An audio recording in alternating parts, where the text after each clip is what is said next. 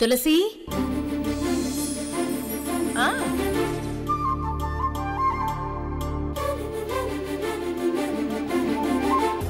మా అన్నయ్య పెళ్లి కూడా పెట్టుకున్నాను ఝాన్సీ, రెండు సెట్ అయిపోయాయి. అందుకే ఇంత ఎక్సైట్మెంట్. అవును, ఎందుకు మా అమ్మ నీతో ఏం మాట్లాడింది?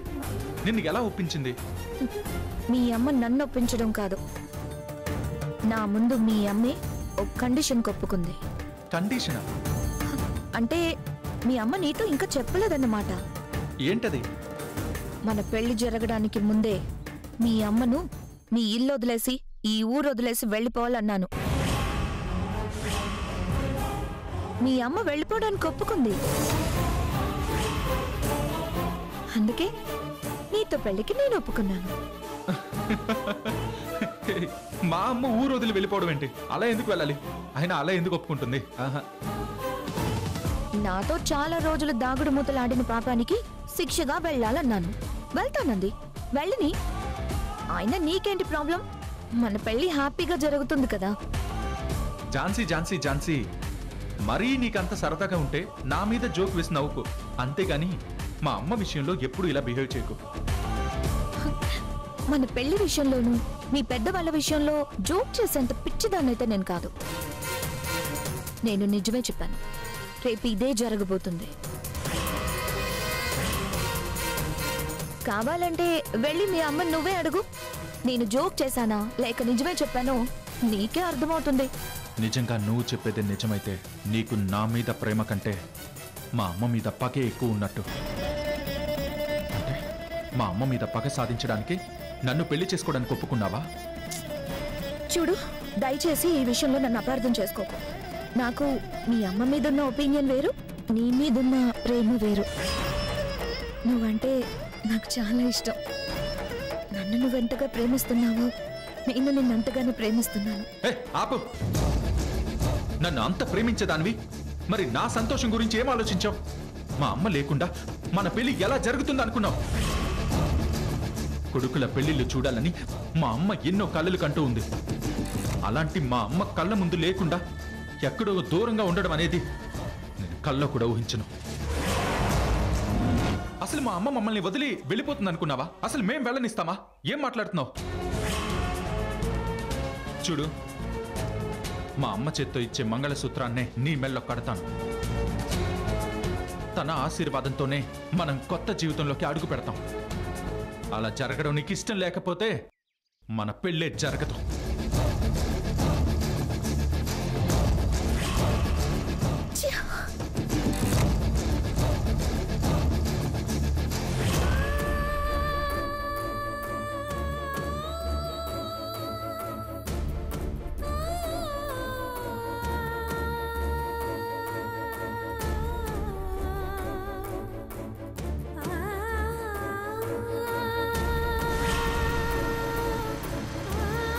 మన పెళ్లి జరగడానికి ముందే మీ అమ్మను మీ ఇల్లు వదిలేసి ఈ ఊరు వదిలేసి వెళ్ళిపోవాలన్నాను.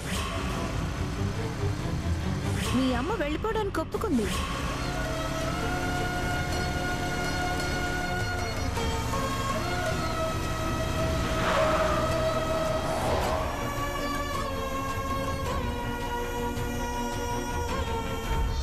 ఆ పెళ్లికి మీరు ఇంట్లో గాని మండపంలో గాని ఉండకూడదు. అసలు ఈ ఊళ్ళోనే ఉండకూడదు.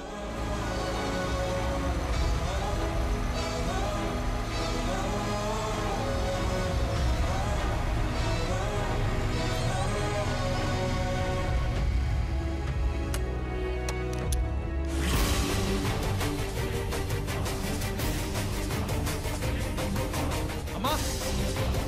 అమ్మా! అమ్మా! అమ్మా! అన్నయ్య, ఏమైందిరా? అరే అరే ఏమైంది చెప్పరా? ఆగండ్రా! అమ్మా! అమ్మా! అరే ఏంట్రా? అమ్మా! అరే ఈశ్వర్, ఆగండ్రా! అమ్మా! అన్నయ్య, అమ్మా! ఏమైందో ఎందుకో చెప్పండి. చెప్తా, ఆగండ్రా! అమ్మా! ఏమైందిరా? ఏంటో మరి. అమ్మా!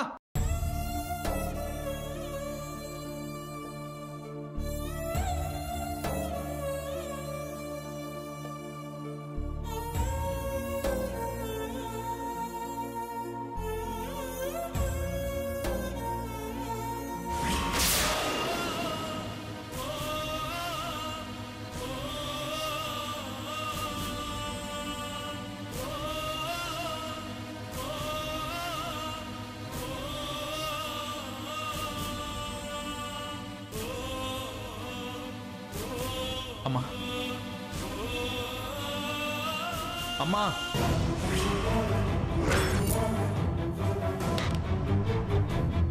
ఏమైందిరా? ఎందుకలా అరుస్తున్నావు? నువ్వు భోజనానికి వస్తావని ఇందాకటి నుంచి నీకోసమే ఎదురు చూస్తున్నాను. పద భోంచెద్దు గాని. నా భోజనం సంగతి పక్కన పెట్టమ్మా. ముందు ఝాన్సీ విషయం చెప్పు. ఝాన్సీని నువ్వు కలిసావా? ఝాన్సీ చెప్తుందంతా నిజమేనా?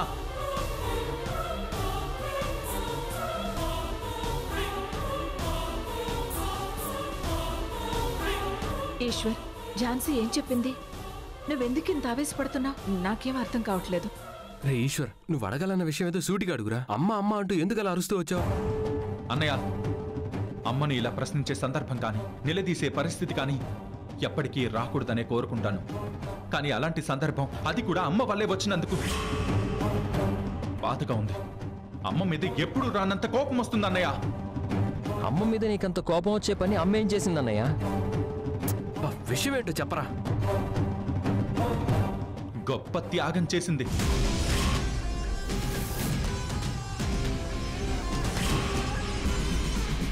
ఇప్పటి వరకు ప్రపంచంలో ఏ తల్లి పిల్లల కోసం చేయని గొప్ప త్యాగం. త్యాగం? ఆ త్యాగం ఏంటన్నయ్య? ఝాన్సీతో నా పెళ్లి జరగడం కోసం పెళ్లికి ముందే అమ్మ ఈ ఇల్లు వదిలి, ఈ ఊరు వదిలి వెళ్ళిపోతుందంట.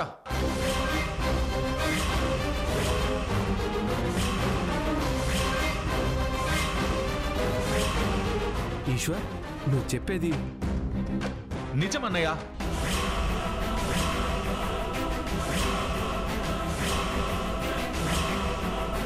అమ్మా, ఈశ్వర్ అన్నయ్య చెప్తుంది నిజమా? నేను మీకు అన్ని విషయాల తర్వాత చెప్తాను. ఇప్పుడు వదిలేయండి. తర్వాత చెప్పడం ఏంటమ్మా? తర్వాత చెప్పినా ఇప్పుడు చెప్పినా నువ్వైతే నిజమే చెప్పావు కదా. అదేదో ఇప్పుడు చెప్పు. ఝాన్సీ పెట్టిన అలాంటి కండిషన్కి నువ్వు ఒప్పుకున్నావా? ఈశ్వర్, ఝాన్సీకి నాకు మధ్య ఏం మాటలు జరిగాయో, నేనెందుకు ఒప్పుకోవాల్సి వచ్చిందో దానికి అర్థం ఉందిరా. దయచేసి నువ్వు గాని ఇంట్లో ఏ ఒక్కరు గాని అపార్థం చేసుకోవడానికి వీల్లేదు. అమ్మా, అర్థం అపార్థం పరమార్థం అని నువ్వు మమ్మల్ని ప్రిపేర్ చేయకు. నువ్వు ఒప్పుకున్నావా లేదా అది చెప్పు చాలు. అది కాదురా. అమ్మా, నువ్వు ఊరొదిలి వెళ్ళడానికి ఒప్పుకున్నావా?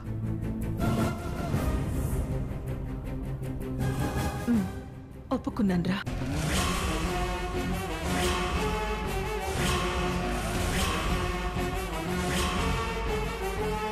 అలా ఎలా ఒప్పుకుంటావమ్మా?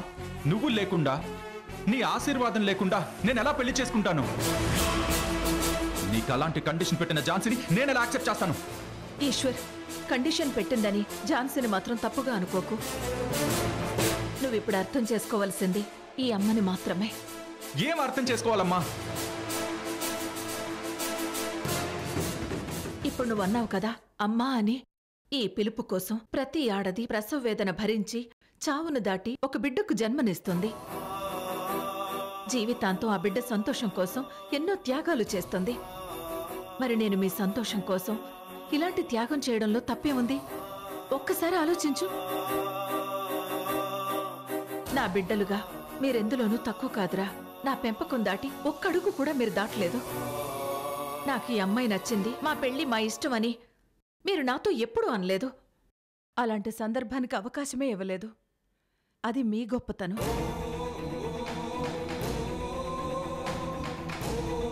జీవితంలో మీరు కోరిన మొదటి సంతోషాన్ని నేను మీకు ఇవ్వకపోతే అమ్మగా నాకేం తృప్తుంటుంది? విష్ణు కోరుకున్న రేవతి విష్ణు భార్య కావాలి. నువ్వు కోరుకున్న ఝాన్సీ నీ భార్య కావాలి. అమ్మా, నువ్వు ఇంతగా కోరుకుంటున్న మా పెళ్లిళ్ళు కల్లారా చూడాలని నీకు ఆశగా లేదా? మా సంతోషం కోసం మనసు చంపుకుని మా నుంచి దూరంగా వెళ్ళిపోతావా? అది మేమెలా భరించగలం? మమ్మల్ని వదిలి నువ్వెలా వెళ్ళగలుగుతావు? ఈశ్వర్, నా పిల్లల సంతోషంలోనే నా సంతోషం ఉందిరా. నువ్వు మాకు దూరం అయితే మా జీవితంలో సంతోషం ఉండదమ్మా.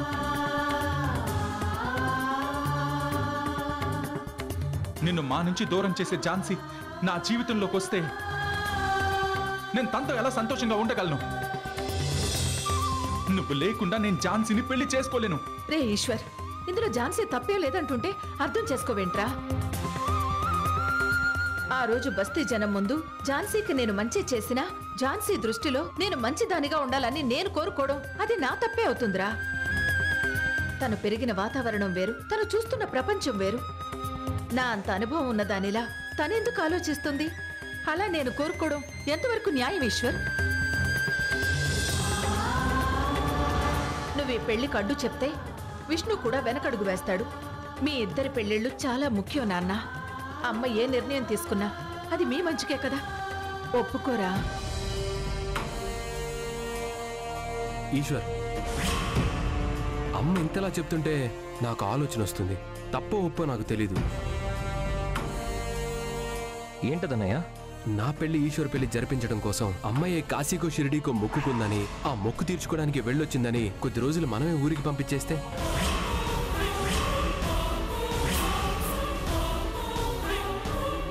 అన్నయ్య, నీకేమన్నా మతిపోయిందా? అమ్మ లేకుండా నేనైతే పెళ్లి చేసుకోను. రే ఈశ్వర్, నేను ఈ మాట ఆలోచించకుండా అనలేదురా, అన్నీ ఆలోచించే అన్నాను. ఏం ఆలోచించావు?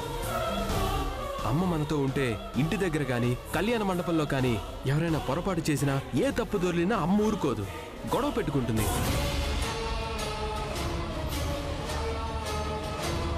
అలాంటి గొడవ వల్ల మళ్ళీ మన పెళ్లి ఆగే పరిస్థితి రావచ్చు.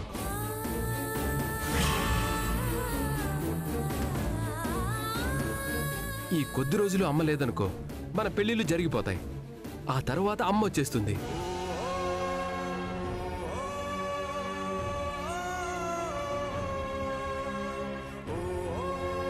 ఏంట్రా ఆలోచిస్తున్నారు? ఇవాళ రేపు పిల్లల పెళ్లిళ్ళు చాలా మంది తల్లిదండ్రులు లైవ్ వీడియోలో చూస్తున్నారు. కుదరనప్పుడు తప్పని పరిస్థితుల్లో మన పెళ్లిళ్ళు కూడా అమ్మ ఎక్కడో దగ్గర చూస్తూనే ఉంటుంది. అమ్మ అంతే కదా?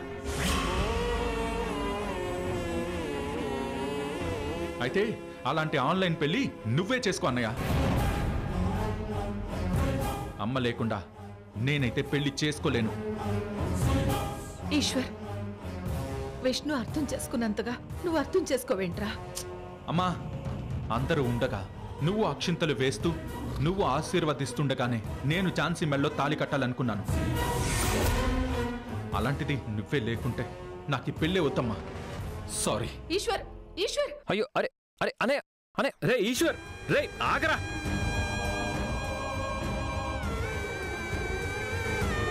ఏంటమ్మా ఇది? మా పెళ్లిళ్ళ కథ మళ్ళీ మొదటికి వచ్చినట్టే. ఇంకా మా పెళ్లిళ్ళు అయినట్టే. రే విష్ణు! రే ఈశ్వర్, రే! రే విష్ణు!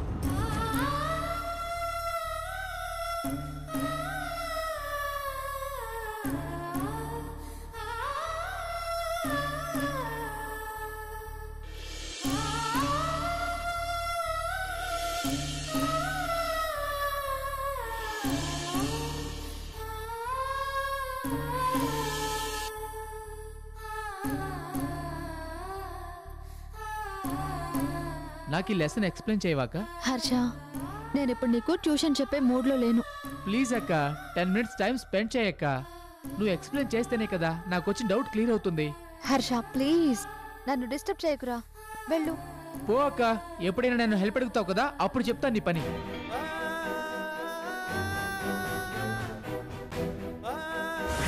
ఈ కాలం పిల్లలకి చిన్న చిన్న ఈగోలు పంతాలు ఉంటాయి కదా.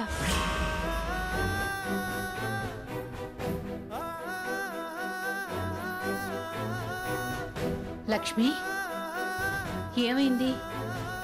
ఎందుకంతలా సీరియస్గా ఆలోచిస్తున్నావు? అత్తయ్య గురించి ఆలోచిస్తున్నానమ్మా. తులసికి ఏమైంది లక్ష్మి? మంచితనం మరీ ఎక్కువైపోయి త్యాగాల మీద త్యాగాలు చేస్తూ పోతుంది.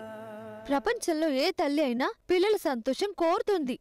కానీ పిల్లలకి దూరమైనా పర్వాలేదు, వాళ్ళు సంతోషంగా ఉంటే చాలు అనుకునే మనిషిని అత్తయ్యని చూస్తున్నాను.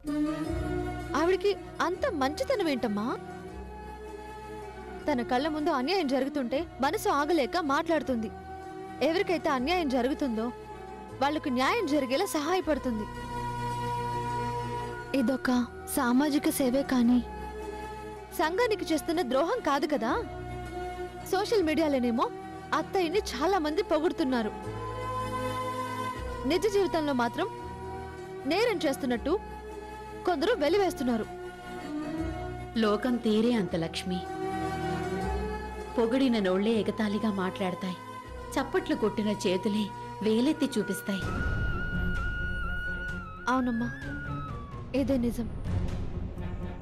అక్కడేమో రేవతి వాళ్ళ నాన్నగారు విష్ణుని ఇల్లరికం రమ్మని, వేరు కాపురం పెట్టమని కండిషన్ పెట్టారు. దానికి అత్తయ్య ఒప్పుకున్నారు. మరి ఈశ్వర్ పెళ్లి సంగతి ఏమైంది?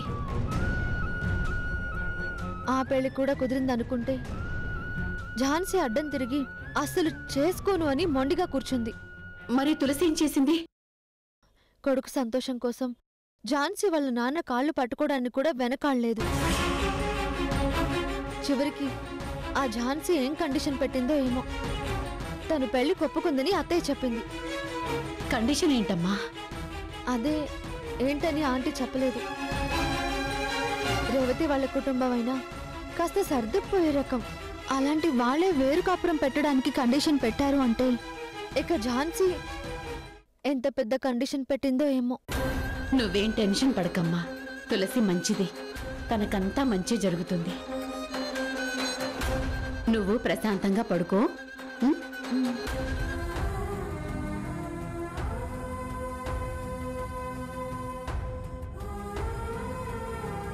అత్తయ్య నా దగ్గర కావాలని ఏది దాచదు. అలాంటిది దాచిందని నా మనసు కనిపిస్తోంది. ఆ కండిషన్ ఏమై ఉంటుంది?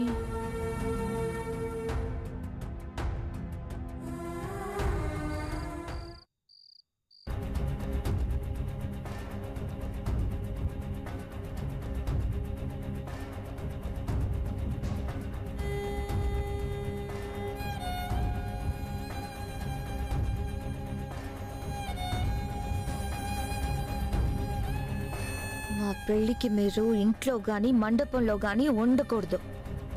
అసలు ఈ ఊళ్ళోనే ఉండకూడదు. ప్రమాణం చేసి చెప్పండి.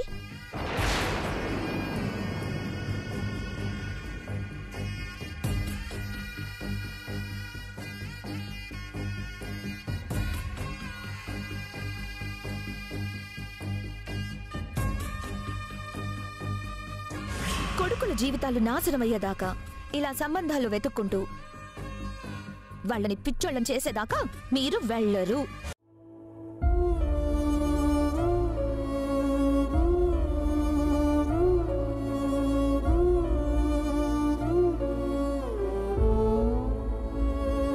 ఈశ్వర్, ఎన్నో ప్రయత్నాల తర్వాత ఇటు నీ పెళ్లి అటు విష్ణు పెళ్లి కుదిర్చాం, ముహూర్తాలు పెట్టించాం.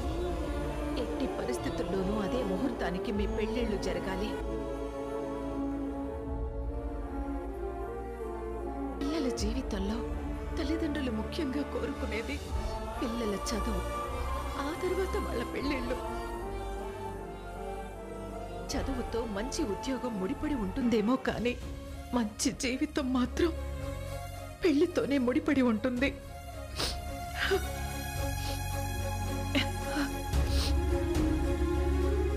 అలాంటి మీ పెళ్ళిళ్ళు మీరు కోరుకున్న అమ్మాయిలతో కుదిరింది.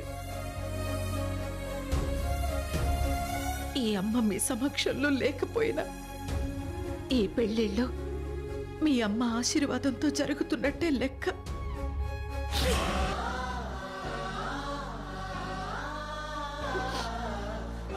ఈశ్వర్, నేను అక్షింతలు వేస్తుండగానే ఝాన్సీ మెళ్ళో తాళి కడతాను అన్నావు. ఆ క్షణం నేను అక్షింతలు వేసి నిన్ను ఝాన్సీని ఆశీర్వదించకపోయినా నువ్వు తన మెళ్ళో తాళి కట్టాలి. ఇది ఈ అమ్మ మాట. తండ్రి మాటను గౌరవించిన శ్రీరాముడు 14 ఏళ్లు ఎడబాటుకు సిద్ధపడ్డాడు. నువ్వు ఈ అమ్మ మాట కోసం 7 అడుగులు వేయలేవా? ఈ అమ్మ అంటే మీకు ప్రాణం అంటారు కదరా. మరి అదే నిజమైతే నేను నిశ్చయించిన ముహూర్తాలకి అదే కళ్యాణ మండపంలో నీ పెళ్లి విష్ణు పెళ్లి జరగాలి.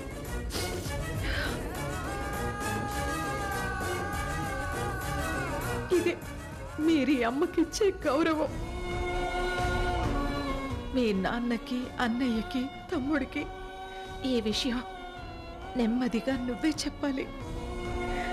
నా గురించి మీరెవ్వరూ కంగారు పడాల్సిన అవసరం లేదు. నేనెక్కడున్నా క్షేమంగా ఉంటాను.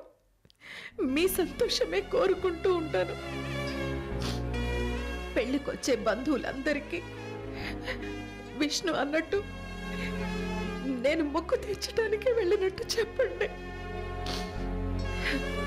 పెట్టించిన శుభముహూర్తాలకే మీ పెళ్ళిళ్ళు దిగ్విజయంగా జరగాలి. నా మాట జవదాటవన్న నమ్మకంతో మీ అమ్మ తులసి.